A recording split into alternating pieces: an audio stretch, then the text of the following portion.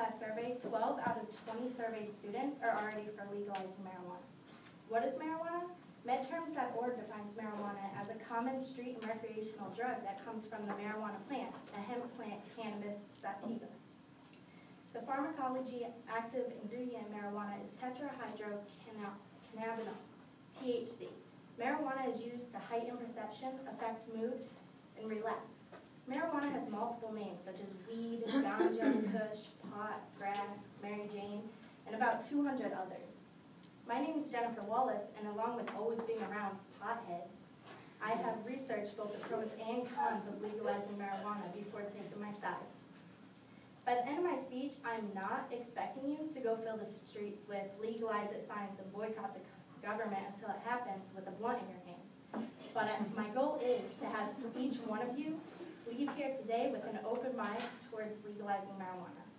I'm going to tell you why marijuana should be legalized, by how it should not be part of the war on drugs, how it is not dangerous, and how it actually does have medical benefits. Marijuana should not be a part of the war on drugs. The war on drugs has been a big deal since 1969, and it has been an utter failure.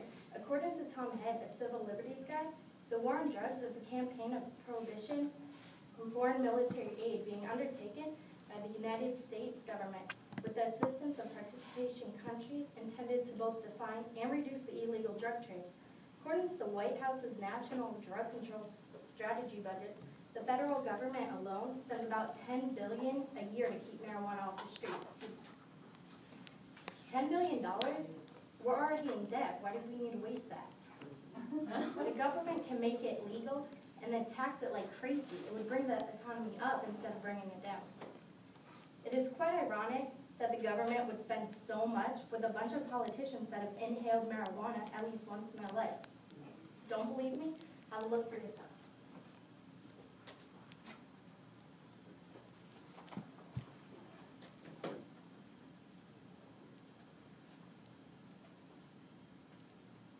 You've got the light switches right there too, so.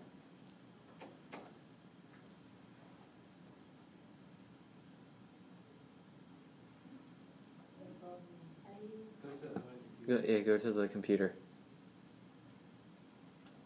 There we go. Another sign that the boomers are ruling this country. Barack Obama said this week that he's tried drugs and it barely got a mention in the newspapers.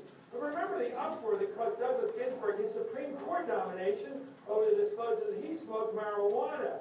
And this from 1992. And when I was in England, I experimented with marijuana a time or two, and I didn't like it. And didn't inhale, and never tried it again. How did he know he didn't like it if he didn't inhale? In 2004, Democrats were falling all over each other to admit trying pot. Which of you are ready to admit to having used marijuana in the past? And they want us to go around and ask each of you. Senator Garrett, yes or no? Yes. Yes. Okay. Senator Edwards? Yes. Senator Edwards? I have a reputation for giving unpopular answers at Democratic debates. I never use marijuana. Sorry. Which brings us up to this week and Barack Obama. Look, when I was a kid, I inhaled frequently. What was that cameraman on? Yeah, what was the cameraman on? All right, how does that make you feel? Because I feel that it's just a ticking clock until marijuana is legalized. The statement that marijuana is so dangerous is completely false. According to Christopher Winjack, a life science columnist, marijuana is proved to not cause long-term problems, and there's no proof that marijuana causes cancer.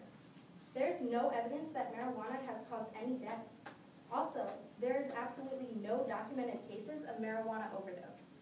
The amount of marijuana that you would need in your system to overdose is 40,000 times the amount of THC required to intoxicate you. With that said, if it takes 3 beers to intoxicate you, it only requires 15 to 30 beers to kill you. However, if it takes you 3 hits of marijuana to intoxicate you, it would require you about 120,000 hits to kill you. You may be thinking that smoking marijuana is going to harm your lungs, but your lungs will eventually heal back after so long of not smoking. Not completely, but they'll heal. And it'll heal twice as fast than the time if you were smoking cigarettes, because cigarettes has the tar and other poisons where marijuana is completely natural. How can you be so afraid of something that has no documentation of any harm to anyone? Being that marijuana is not dangerous, even doctors are willing to prescribe patients with it as medical marijuana. Marijuana can be used as a treatment for many different diseases and health issues. You turn the light back on to, oh, you're showing something else, I'm sorry.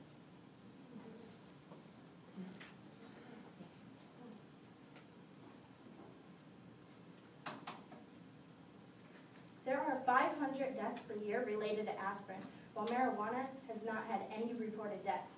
Along with all of these other legal substances, marijuana is the only one that doesn't kill. Procon.org, which is an independent, non-partisan, nonprofit public charity, states that marijuana helps asthma, glaucoma, pain, and muscle spasms, AIDS-related wasting, and cancer chemotherapy.